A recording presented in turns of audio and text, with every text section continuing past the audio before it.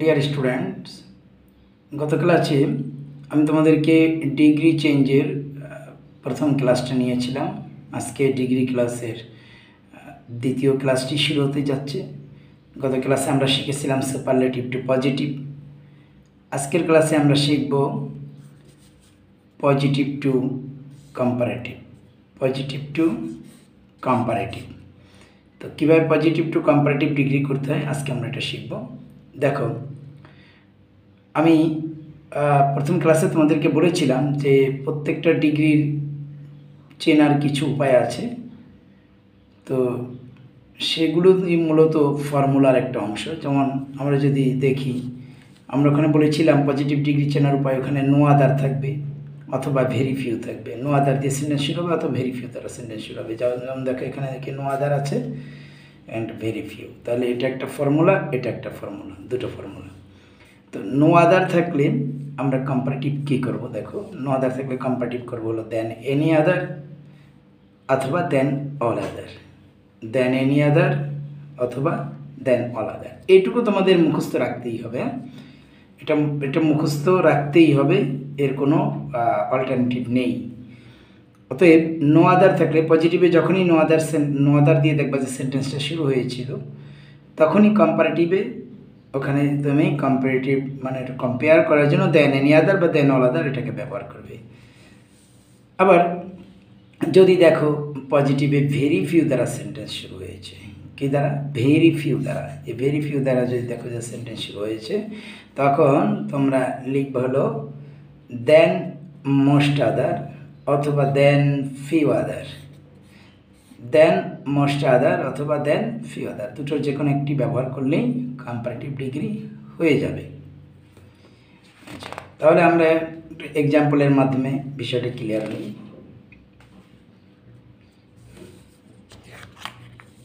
যেমন দেখো মানে কী বলেছে, positive to comparative. Positive to comparative. তো প্রথমে দেখো সেন্টেন্সটি কী দেওয়া আছে, no other man in this village is as tall as Rana. No other man in this village is as tall as Rana. তো এখানে কি আছে দেখো, নো আদার দিয়ে সেন্টেন্স শুরু হয়েছে, নো আদার দিয়ে সেন্টেন্স শুরু হয়েছে, রাইট? আচ্ছা, তো নো আদার দিয়ে যেহেতু সেন্টেন্স শুরু হয়েছে, আমরা জানি কম্পারেটিভে করতে হবে কি, দেন এনি আদার অথবা দেন অল আদার। একটু আগে যে ফর্মুলাটা আমরা পড়েছিলাম, এই যেটা, যে নো আদার দিয়ে সেন্টেন্স শুরু হলে আমরা এখানে দেন এনি আদার অথবা দেন অল আদার দিয়ে সেন্টেন্স মানে ভিতরে লিখব। তো এখানে আমি আগের ক্লাসে বলেছি, আজকে আবারও বলছি, যখন পজিটিভ টু কম্পারেটিভ বা কম্পারেটিভ টু পজিটিভ করব অথবা পজিটিভ টু সুপারলেটিভ বা সুপারলেটিভ টু পজিটিভ করব, তখনই আমরা শেষে যে নাউনটি দেওয়া থাকবে সেটা দ্বারা সেন্টেন্স শুরু করতে হয়। তাহলে এখানে নাউনটি হলো কি, রানা। এখানে কি, রানা। দেখো এজের পরে রানা আছে, রানা সেন্টেন্সের শুরুতে চলে আসলো, রানা। এরপর এখানে দেখো ভার্ব আছে, no other man in this village is. এই ইজটা হলো ভার্ব, সেই ইজ ভার্বটাকে এখানে বসিয়ে দিলাম। সাবজেক্ট রানা, রানার পর ইজ বসালাম। এরপরে যে কাজটা করতে হবে সেটা হলো, এই যে দেখো অ্যাজ এবং অ্যাজ এর মাঝখানে যে ডিগ্রিটা আছে পজিটিভ ডিগ্রি, এটার কম্পারেটিভ ডিগ্রিটা নিয়ে আসতে হবে। তাহলে কী লিখলাম, টল থেকে ট্রলার। টল থেকে কী আসবে, ট্রলার। নোয়া রানা ইজ ট্রলার। এরপর দেখো এখানে নো আদার আছে, নো আদার থাকলে এরপরে এই কম্পারেটিভ বা ডিগ্রিটার পরেই আমরা দেন এনি আদার, দেন অল আদার, কখনো কখনো যদি ভেরি ফিউ দ্বারা যখন সেন্টেন্স শুরু হবে তখন লিখবো than most other, than few other. That means than any other, than all other, than most other, than few other, যেটাই ব্যবহার করি না কেন বা শুধু দেন যেটাই ব্যবহার করি না কেন, সেটা হলো কি কম্পারেটিভ ডিগ্রিটার পরে সেটা বসাতে হবে, এটা মনে রাখতে হবে। তাহলে কী হলো, দেন এনি আদার। এরপর এই নো আদারের পর থেকে শুরু করে কি আছে, man. Man in this village, একেবারে কোন পর্যন্ত, এই ভার্বের আগ পর্যন্ত এটা নিয়ে নিতে হবে, ম্যান ইন দিস ভিলেজ।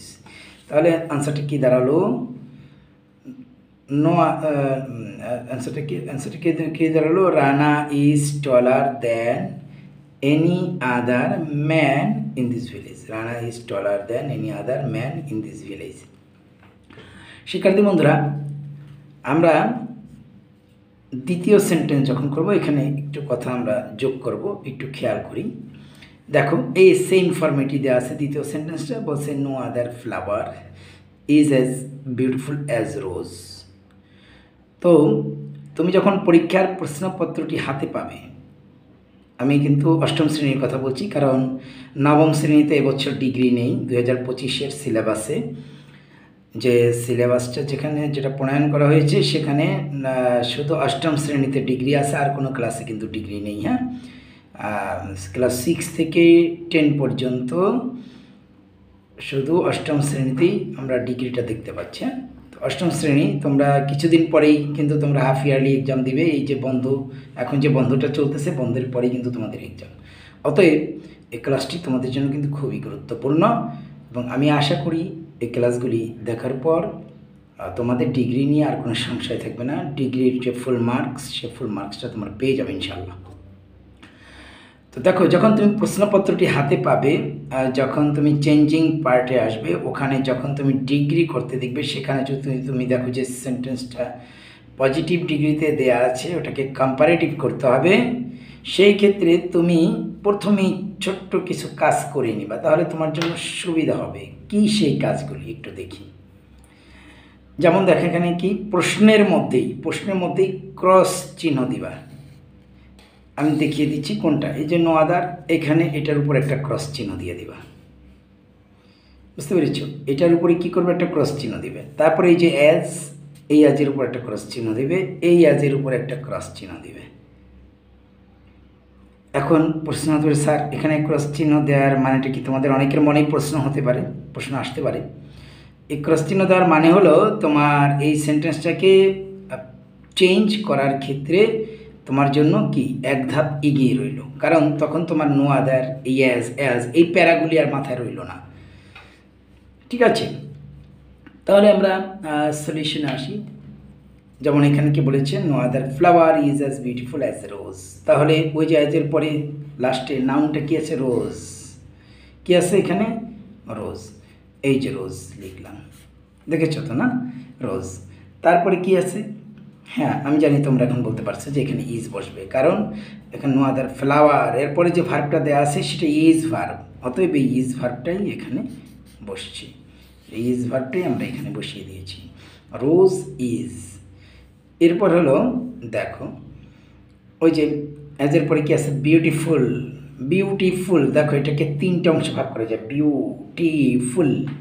আবার এটাকে 4টে অংশ, বিউটিফুল। দেখো সোজা কথা, একের অধিকবার ভেঙে যদি কোনো শব্দ উচ্চারণ করতে হয়, কোনো অ্যাডজেক্টিভ, ওই অ্যাডজেক্টিভটার কম্পারেটিভ হবে মোর যুক্ত করে, আর সুপারলেটিভ হবে মোস্ট যুক্ত করে, যেটা আমি গত ক্লাসে পড়েছি, আজকে আবারও বললাম তোমাদের সুবিধার্থে। তাহলে বিউটিফুলের জায়গায় কী হবে? মোর বিউটিফুল, কারণ এটা একের অধিকবার এই শব্দটা, মানে বড় শব্দ, যে কোনো বড় শব্দ যদি একাধিক সিলেবলে যদি ভেঙে উচ্চারণ করতে হয়, তখন তার পূর্বে আমরা মোর ব্যবহার করব। তাহলে কি আসলো এখানে? বিউটিফুলের জায়গায় মোর বিউটিফুল। কি আসলো? More beautiful. Rose is more beautiful. এরপরেই আমি এর আগের সেন্টেন্সে বলেছিলাম যে কম্পারেটিভ ফর্মটা বসানোর পরেই কিন্তু কি আসে? দেন এনি আদার অথবা দেন ওয়াল আদার। তো যেহেতু নো আদার দিয়ে প্রশ্নটি আছে, ওখানে অবশ্যই আমরা দেন এনি আদার বা দেন অল আদার ব্যবহার করব। তো আমরা লিখলাম কি এখানে দেন এনি আদার। তারপরে বাকি থাকে কি ভার্বের আগ পর্যন্ত, নো আদারের পর থেকে শুরু করে ভার্বের আগ পর্যন্ত ফ্লাওয়ার, সেই ফ্লাওয়ারটা এখানে লিখে দিলাম। কি দাঁড়ালো? Rose is more beautiful than any other flower. আশা করি তোমরা বুঝতে পারছো। মনোযোগ দিয়ে ক্লাসটা দেখো, অবশ্যই বুঝবে। কেন বুঝবে না? তোমরা আমার চাইতে ভালো পারো যদি তোমরা একটু প্র্যাকটিস করো। এরপর আমরা এর পরবর্তী সেন্টেন্সে যাব। এই সেন্টেন্সটি করিনি, এটা তোমাদের সামনে বসে করার জন্য, যে যাতে করে কি তোমরাও আমার সাথে প্র্যাকটিস করতে পারো। No other device is as useful as computer. তাহলে আমরা একটু আগে যে কথাটা বলেছিলাম, আগে কি করব? কাটাকাটির পার্টটা সেরে নেব। কাটাকাটি কি মানে? কোন শব্দগুলা আমার আর কম্পারেটিভ ডিগ্রিতে আমি লিখবো না, ওগুলো আমি একটু ক্রস দিয়ে দিই। এই যেটা ক্রস দিলাম, এই আজকে ক্রস দিয়ে দিলাম, এই আজকে ক্রস দিয়ে দিলাম। আশা করি বুঝতে পারছো। তাহলে এখন শেষে কি আছে? কম্পিউটার। এই এটা কম্পিউটার শব্দটি সেন্টেন্সের শুরুতে চলে আসলো, কম্পিউটার। এরপরে আসবে ভার্বের বিষয়। তাহলে এখানে কি নো আদার তো বাদ গেল, তাহলে এখানে রইল কি ডিভাইস ইজ। তাহলে ভার্বটা কোথায় পেয়ে গেলাম? এই যে ইজ। এই ইজ ভার্বটি আমরা এখন লিখব কম্পিউটার ইজ। ওই আবারও দেখো ইউজফুল, এটা একবারে কিন্তু উচ্চারণ করে জানে ইউজফুল। হ্যাঁ, এটা মুখের আকৃতি দুবার পরিবর্তন হয়, ইউজফুল। তো তুমি আয়নার সামনে একটু দাঁড়িয়ে দেখো, ইউজফুল শব্দটি যখন তুমি বলবে তখন দেখবা যে মুখের আকৃতির পরিবর্তন হয়ে যাচ্ছে একাধিকবার, যার কারণে এটার পিছনে মোর যুক্ত করতে হবে। কি যুক্ত করতে হবে? মোর useful. Computer is more useful. Computer is more useful. এরপরে কিন্তু আমাদের কি বসাতে হবে? মোর ইউজফুলের পরে কি বসাবো? এখানে একটু গ্যাপটা কম হয়ে গেছে, সরি, গ্যাপটা একটু দেওয়া উচিত ছিল। তো তোমরা এটা বুঝে না, মোর ইউজফুল। এরপরে কি আসবে? Than any other or than all other, যেহেতু নো আদার দিয়ে প্রশ্নটা ছিল, রাইট? তাহলে আমরা এখানে কি লিখব? দেন any other, more useful than any other. Computer is more useful than any আদার। এরপরে যে কাজটা করতে হবে সেটা নো আদারের পর থেকে শুরু করে ইজ মানে যে ভার্বটা আছে, ভার্বের আগ পর্যন্ত যেটুকু আছে সেইটুকু। তো এখানে আসি দেখলাম একটা শব্দই আছে, ওই শব্দটা উঠাই দিলাম, ডিভাইস। কি দাঁড়ালো answer? Computer is more useful than any other device. আশা করি তোমাদের কাছে খুবই সহজ লাগছে ক্লাসটি। একটু মনোযোগ দিয়ে দেখো। হ্যাঁ, চেষ্টা করলে মানুষ পারে না এমন কিছু নেই, আর এটা একেবারে খুব কঠিন কিছু না যেটা তুমি পারবে না। তুমি পারবে, তুমি একসময় আমার চাইতে ভালো পারবে, কিন্তু সেই লেভেলে যাইতে হলে তোমাকে প্র্যাকটিস করতে হবে। নেক্সট আমরা 4 নম্বর দেখি কি বলেছে? No other gift is as fine as this. হ্যাঁ, তাহলে ওই যে কাটাছেঁড়ার কাজটা আমরা করি নি, অপারেশন করে দিই, একটু অপারেশন করি। হ্যাঁ, কাটাছেঁড়ার কাজ তো ডাক্তাররা করে, আমরা একটু করি। এই যে ক্রস, এই অ্যাজ এ ক্রস, এই অ্যাজ এ ক্রস। আমার সাথে সাথে তোমরাও কি করবে? ভিডিওটি যখন দেখছো তখন ভিডিওটি পজ করে সেন্টেন্সটা লিখবে, আমার সাথে সাথে তোমরাও তখন কাটবে, কেটে আমি যেভাবে অ্যান্সার লিখি, আমি অ্যান্সার লেখার আগে তোমরা থিঙ্কিং করবে যে এখানে কী হবে। আশা করি তোমরা বুঝতে পেরেছ। তো বলছে no other gift is as fine as this. দেখো এখানে জাস্ট একটা প্রোনাউন ব্যবহার করা হয়েছে দিস। এই দিসের সাথে কিন্তু কোনো নাউন ব্যবহার করেনি, এটা একটা স্টাইল, এটাও কি একটা স্টাইল। এই স্টাইলটা খেয়াল করতে হবে। শুধু দিস দিয়ে তুমি অ্যান্সার লিখবে না। দিস বলতে মানে এখানে তো তুলনা করেছে, রাইট? কিসের সাথে তুলনা? একটা গিফটের সাথে তুলনা, ঠিক কিনা? এখানে বলছে no other gift is as fine as this. তাহলে তুলনা করছে কি? গিফটের সাথে। তাহলে দিস, শুধু দিস লিখবো না, আমরা লিখবো কি? This gift. কি লিখবো? This gift. হ্যাঁ, এইটুকু একটু মাথায় রাখবে যে দিজের পরে যদি কোনো নাউন না থাকে তাহলে নাউনটা আমরা কোথা থেকে নেব? যে নাউনটার সাথে তুলনা করা হয়েছে ওই নাউনটা এটার সাথে যুক্ত করে দিয়ে আমরা আনসার শুরু করব। তাহলে কী হবে? This gift. এটা একটু ইউনিক, এটা খেয়াল রাখবে, দিস গিফট। তো দিস গিফট এরপর কি হলো? ওই যে ভার্ব, এখানে ভার্ব কি আছে? ইজ লিখলাম, is. This gift is fine. কি আছে? ফাইন। ওই যে ইজের পরেই তো কম্পারেটিভ ফর্মটা নিয়ে আসতে হবে। ফাইন থেকে কি আসবে? ফাইন। একবারে উচ্চারণ করা যায়, তাহলে কি হবে? কম্পারেটিভে ইয়ার যুক্ত হবে, finer. This gift is finer. তো নো আদার দিয়ে যেহেতু সেন্টেন্স শুরু, তাহলে আমরা এখানে কি লিখব? দেন any other. This gift is finer than any other. This gift is finer than any other. কি হবে? গিফট। এই যে গিফট আছে ভার্বের আগে আর নো আদারের পরে এইটুক শব্দই আছে, একটা শব্দ আছে, একটা শব্দই লিখব। তাহলে আনসারটি কি দাঁড়ালো? This gift is finer than any other gift. তার মানে কি? এই উপহারটা যে কোনো উপহারের চাইতে কি ভালো। ওকে, আমরা এই পরের পেজে চলে যাচ্ছি। এখানে আমরা করব হলো সেই দ্বিতীয় সূত্রটা ভেরি ফিউ। কি ভেরি ফিউ দ্বারা আমরা করব। তো ভেরি ফিউ দ্বারা যে আমরা করব একটু খেয়াল করি। এখানে ওই একই ফর্মুলা, একই রকম, সব কিছু একই রকম, তবে এখানে ওইটার চাইতে একটু পার্থক্য আছে। ওখানে সাবজেক্ট সিঙ্গুলার ছিল, ভার্ব সিঙ্গুলার ছিল, ঠিক আছে। এখানে দেখবা যে সাবজেক্ট প্লুরাল আছে, ভার্ব প্লুরাল আছে, কিন্তু যখন আমরা আনসার করব দেখবা যে সেক্ষেত্রে সাবজেক্ট এবং ভার্বের কি কিছুটা পরিবর্তন হয়ে যাবে। একটু মনোযোগ দিয়ে দেখো, এই জায়গাটা কিন্তু খুব ইম্পর্টেন্ট। ওই যে কি কাটা ছিল, কাজটাকে শেষ করে ফেলি। ভেরি ফিউ কাটা যাবে, এই যে সোটা কাটা যাবে, অ্যাসটা কাটা যাবে। মনে রাখবে ভেরি ফিউ যেখানে থাকবে, ভেরি ফিউ যুক্ত পজিটিভ সেন্টেন্সে পজিটিভ ডিগ্রি যখন সেন্টেন্সটা লিখবা, সেখানে তোমরা অ্যাজ ব্যবহার না করে সোটা ব্যবহার করবা। সেক্ষেত্রে সো ব্যবহার করাটা বেটার, এটা মনে রাখবে। হ্যাঁ, অ্যাজ ব্যবহার করলে হবে, তবে সো ব্যবহার করাটা বেটার। আমি সাজেস্ট করি এখানে সো ব্যবহার করার জন্য, যেমন এটা আমি সো ব্যবহার করেছি এখানে। তো ভেরি ফিউ রেস্টুরেন্টস আর সো ফ্যাশনেবল সোনারগাঁও। তাহলে আমরা শুরু করব কোন জায়গা থেকে? এই যে সোনারগাঁও, এই নাউন থেকে। তাহলে আমরা কি লিখব? SONARGAON, সোনারগাঁও। হ্যাঁ, সোনারগাঁও। তো এরপরে দেখো এখানে কিন্তু কি আছে, ভার্ব কি আছে। আমরা তো সাবজেক্টের পরেই, মানে নাউনটার পরে একটা ভার্ব বসাই, রাইট? সাবজেক্টের পরটাই ভার্বটা বসিয়ে দিই। কিন্তু কত এখানে যে ভার্ব ব্যবহার করবে, এখানে তো আর আছে। তো আর তো প্লুরাল ফর্ম, এটা মনে রাখতে হবে। আরটা কি? এই আরটা প্লুরাল ফর্ম, আরটা প্লুরাল ফর্ম। তো আমরা দেখলাম যে সোনারগাঁও, এটা তো আর প্লুরাল না, এটা সিঙ্গুলার। এটা কি? সিঙ্গুলার। আচ্ছা, সিঙ্গুলার সাথে কি কখনো প্লুরাল যায়? যায় না। তাহলে সিঙ্গুলারের সাথে, সিঙ্গুলার সাবজেক্টের সাথে সিঙ্গুলার ভার্ব আসে, এটা আমরা সবাই জানি, তোমরাও জানো। হ্যাঁ, তো আমরা এখানে আর না লিখেই আর গোত্রের, মানে ওই টেন্সের মধ্যে থেকে, আর কোন গোত্রের? অ্যামিজ আর গোত্রের।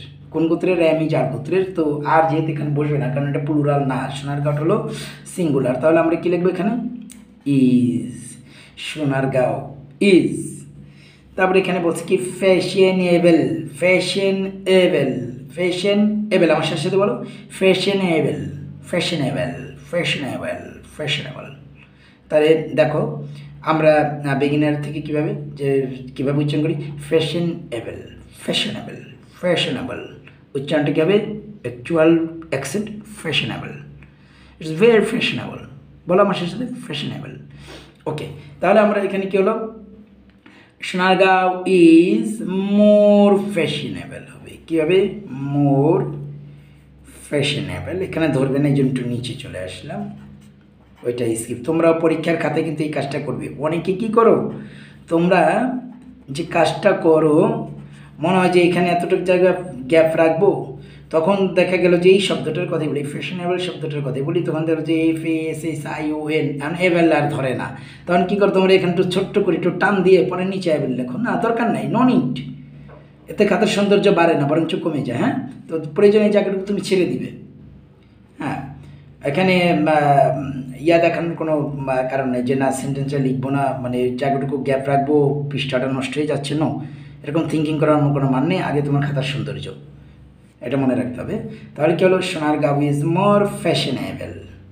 হ্যাঁ, আমরা যদি স্পিডে পড়ি, সোনারগাঁও ইজ মোর ফ্যাশনেবল।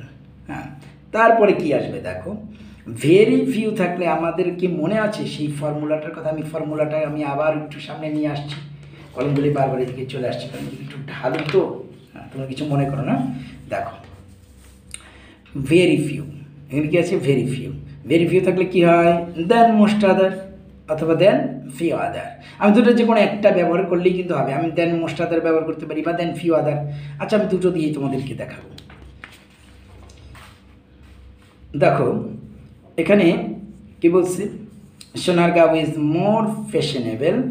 তাহলে আমরা এখন কি লিখবো? এই কম্পারেটিভ ফর্মটা বসানোর পরে দেন মোস্ট আদার বা দেন ফিউ আদার বসাতে, এই তো। এখন আমরা কি বসাবো? দেন মোস্ট আদার বসালাম অথবা দেন ফিউ আদার বসাবো। ধরো দেন ফিউ আদারই বসাই দিলাম। Than more fashionable, than few other restaurant, more fashionable than few other restaurants. RESTAU 1T। তো কি হলো, Sonargaon is more fashionable than few other restaurants. Restaurants clear. এই যে রেস্টুরেন্টস যে শব্দটা আছে সেই শব্দটা আমরা এখানে বসিয়ে দিলাম। আগেরটার মতনই, জাস্ট শুধু ওখানে কি সিঙ্গুলার ভার্ব ছিল, সিঙ্গুলার ভার্বটাই ব্যবহার করতাম। এখানে প্লুরাল ভার্ব আছে, আমরা সিঙ্গুলার ভার্বটা ব্যবহার করবো, এই আর কিছু না। এখানে এত কিছু টেনশন বা ভয় পাওয়ার কিছু নেই। ভেরি ফিউ, ভেরি ফিউটা আমরা কেটে দিলাম নিয়ম অনুযায়ী। ওই যে বলেছিলাম কাটাছেড়া, অপারেশন করে নিলাম। এটা আমি বলবো অপারেশন করছি আমরা, হ্যাঁ। ভেরি ফিউ, খাতার প্রশ্নের মধ্যে আগে এই অপারেশনটুকু করে নিবা। তারপরে সো, এটাও কেটে দিলাম। এই অ্যাজ, এটাও কেটে দিলাম, হ্যাঁ। তাহলে এখন আমরা কোথা থেকে শুরু করব? দেখো এখানে কিন্তু আবার কিন্তু সেন্টেন্সটা একটু অ্যাজের পরে কিন্তু বাকিটুকু যে একটু বড় দেখা যাচ্ছে না, ভয় পাওয়ার কিন্তু কোনো কারণ নেই। বড় দেখলেই ভয় পাওয়া যাবে না, হ্যাঁ। ভয়কে জয় করতে হবে। এখানে কি বলছে? Rakib I have ever found. তো এটা একটা এক্সট্রা অংশ। এটা কি এক্সট্রা অংশ? এটা আমরা আনসারের শেষে লিখে দেব। তাহলে এখানে রাকিব, এটা আমার সেন্টেন্সের শুরুতে যদি লিখি রাকিব, রাকিব। তো রাকিব, রাকিবের পরে ভার্ব আসবে, কিন্তু এখানে দেখলাম ভার্ব আছে আর। আমরা কি এখানে আর লিখবো? বলো বলো বলো, আর লিখবো না? জোরে চিল্লায় বলো, আর লিখবো না। কি লিখবো? আর গোত্রের ইজ লিখবো। রাকিব থার্ড পারসন সিঙ্গুলার, এই জন্য আমরা এখানে লিখবো কি is. Rakib is, Rakib is. তো ট্যালেন্ট, ট্যালেন্টের কম্পারেটিভ কি? মোর ট্যালেন্ট। কী হবে? ট্যালেন্ট। দেখো দুবার আয়নার সামনে দাঁড়িয়ে দেখো, ট্যালেন্ট শব্দটি উচ্চারণ করতে গেলে কি মুখের আকৃতির পরিবর্তন হয়ে যায়। ট্যালেন্ট, হ্যাঁ। তাহলে কী হবে? More talent. Rakib is more talent, উচ্চারণটা হবে talent. Rakib is more talent. তারপরে কি? দেন মোস্ট আদার বা দেন ফিউ আদার। কেন? কারণ এখানে ভেরি ফিউ আছে। এখানে কি আছে? Very few. সূত্র কি বলে? ভেরি ফিউ থাকলে দেন মোস্ট আদার বা দেন ফিউ আদার। এর আগেরটা তো দেন ফিউ আদার দিয়ে করেছিলাম, এর আগে দেন ফিউ আদার দিয়ে করেছি, এবার দেন মোস্ট আদার দিয়ে করি, হ্যাঁ। তাহলে কী হবে? Rakib is more talent than most, Rakib is more talent than most other boys. Rakib is more talent than most other boys. তারপরে লিখবে কি? I have ever found, I have ever found. এই অতিরিক্ত অংশটুকু নিয়ে কোনো মাথা ব্যথার কোনো কারণ নেই, এটা মনে রাখতে হবে, হ্যাঁ। আবার আমরা একটু এর পরের সেন্টেন্সটায় যাবো এবং এখানে কি আবার একটু অপারেশনটা করে নিই। অপারেশনটা কি মনে আছে তো? কাটাকাটি, ভেরি ফিউ কেটে দেব। এই অ্যাজ, এটাও কেটে দেব।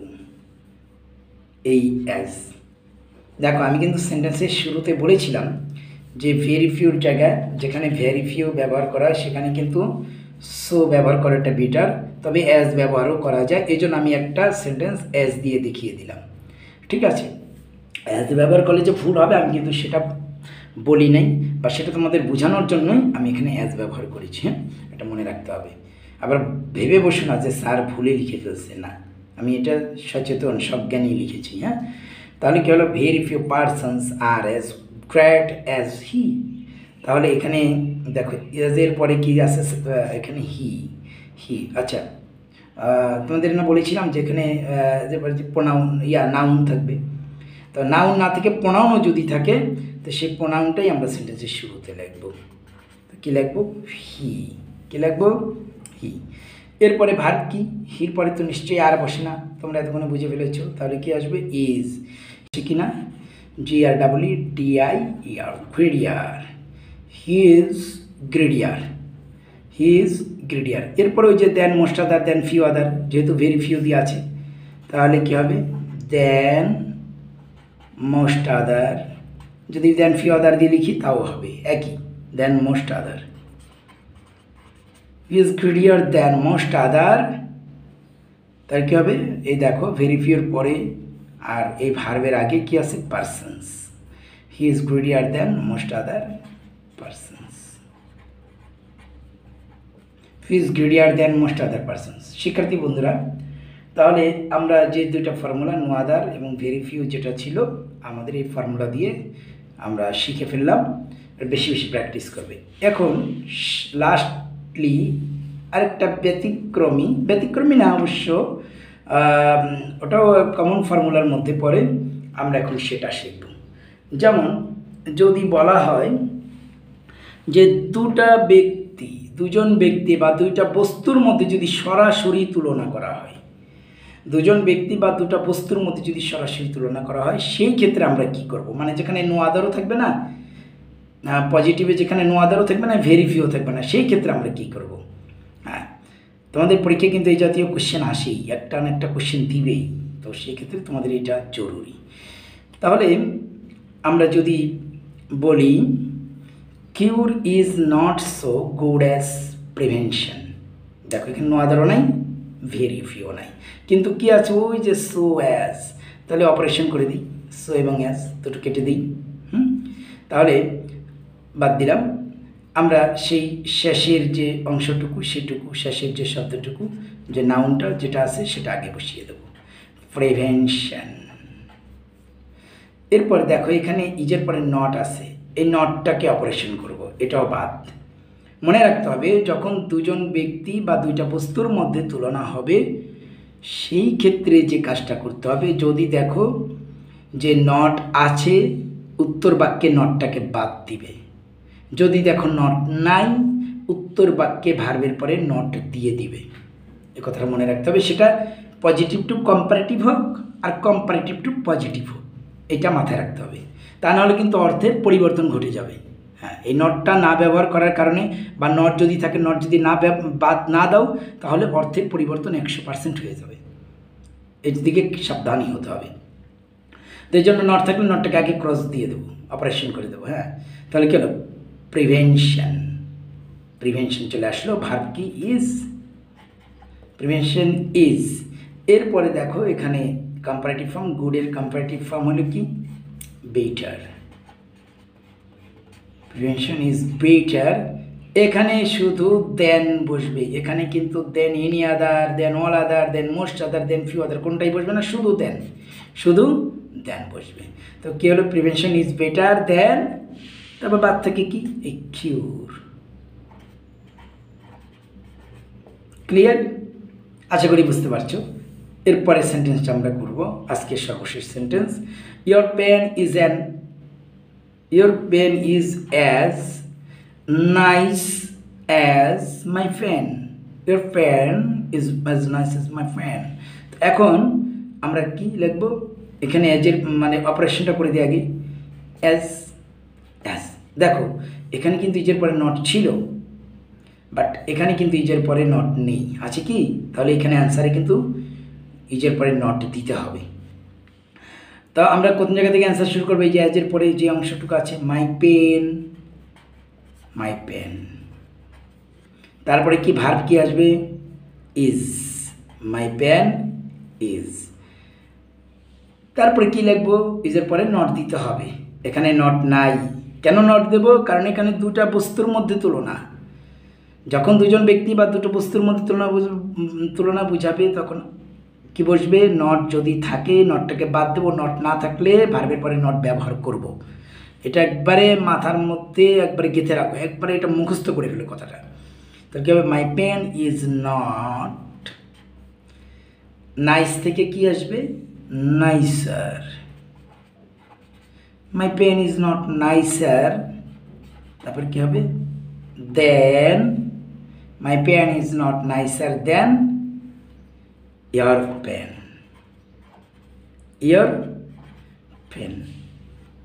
ক্লিয়ার? আশা করি শিক্ষার্থীরা তোমরা কিভাবে পজিটিভ টু কম্পারেটিভ সেন্টেন্স পরিবর্তন করতে হয়, তোমরা পুরো ভিডিওটি যারা মনোযোগ দিয়ে দেখেছো তাদেরকে অসংখ্য ধন্যবাদ। পরিশেষে আমি আবারও বলবো, চ্যানেলটি যারা সাবস্ক্রাইব করোনি, দয়া করে চ্যানেলটি সাবস্ক্রাইব করবে, একটা লাইক দিবে, আর কমেন্টসে অবশ্যই লিখে জানাবে তোমরা শিখতে পারলে কি পারলে না, বা তোমাদের জন্য কোন ভিডিওটি দিলে তোমরা উপকৃত হবে, সেটা জানিয়ে কমেন্টস করবে। আজ এ পর্যন্তই, আল্লাহ হাফেজ।